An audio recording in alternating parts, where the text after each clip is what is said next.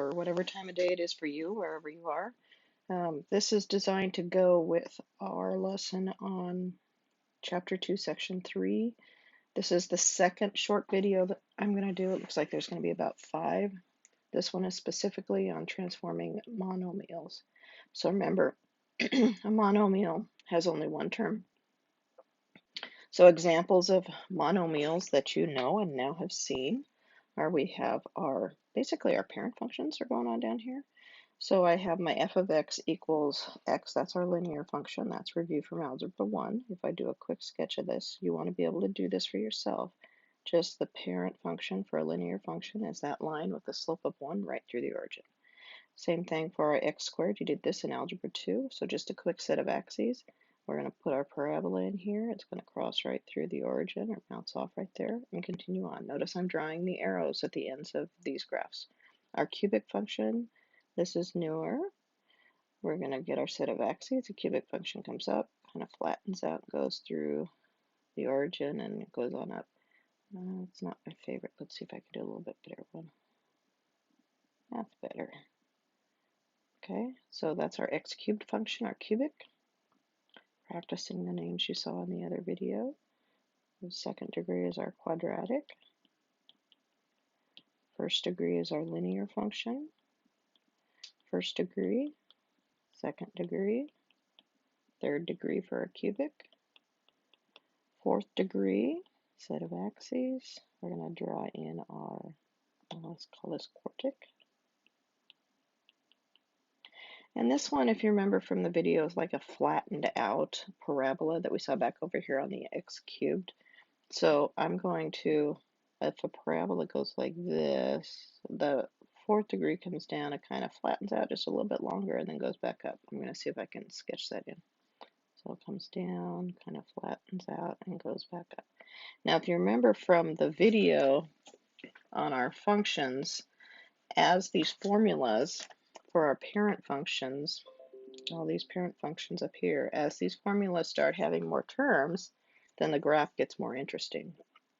We're going to focus on what we know about monomial functions, these one-term functions. So we're going to pop into DesMos and talk about transforming these. How do we move them around? This should be review. Remember when we did the absolute value function, I just went all neurotic on whatever we learn how to do here, it's going to work on all our functions. It still does. So let me pop into DesMos.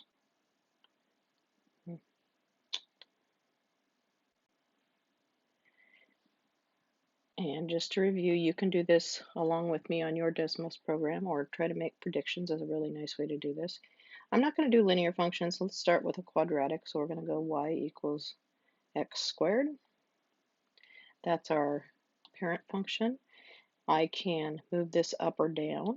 I can go y equals x squared, and then if I add a number, that moves me up. So now we have the blue graph that's moved up.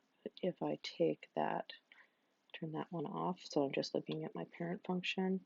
If I look at my quadratic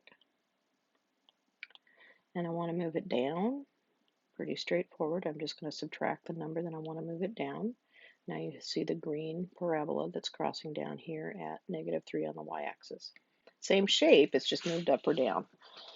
I can take my parent function and I can move it, turn that one off, I can move it right or left. So I can go y equals x squared, except now if I want to move right or left, I need to adjust my formula with the x. So I'm going to put parentheses, maybe.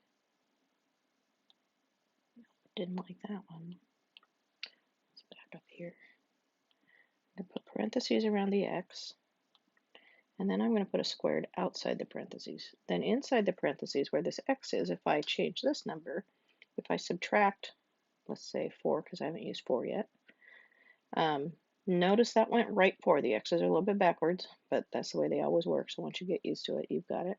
If I want to move the other direction, I'm going to put in my parentheses around my x.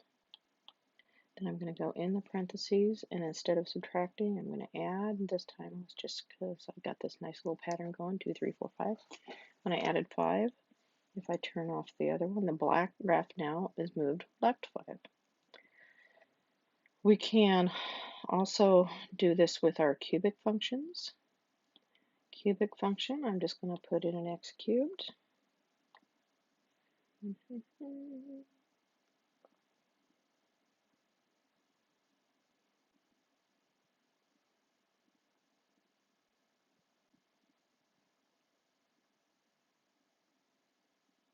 Where is that little guy?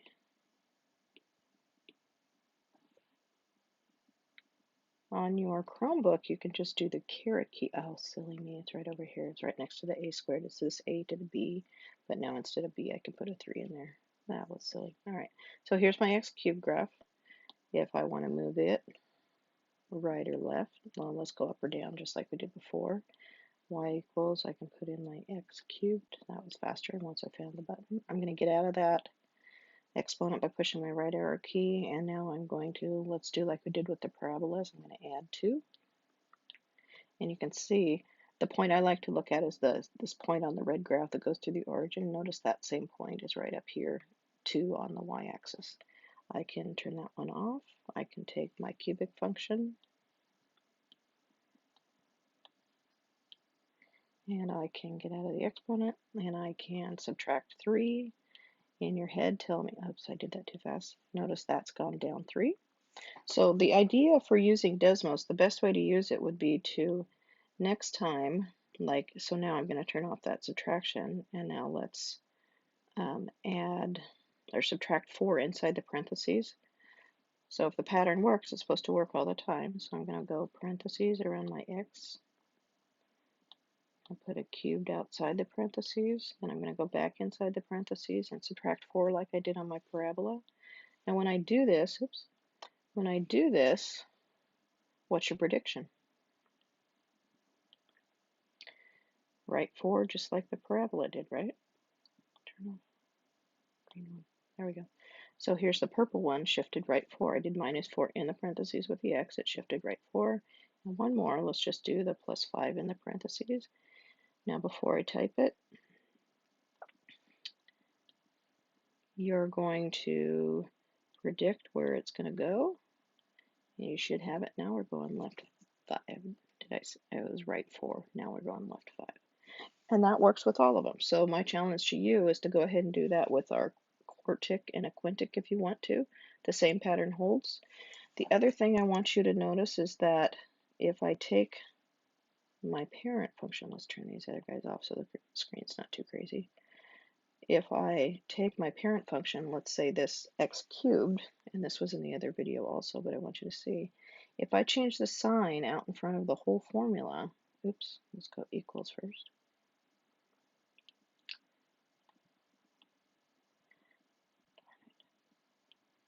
Over here and change that. Put the negative out in front. Now if I turn off my x cubed function, well, let's do this. And since these are both red, that's not cool. You can change the color by holding down that dot, and let's make this one purple. So now my purple one, you can see, is reflected over the x-axis. The points that were positive y-coordinates on the red one turned into negative y-coordinates on the purple one, and vice versa. And that happens for all of your parent functions. So that is transforming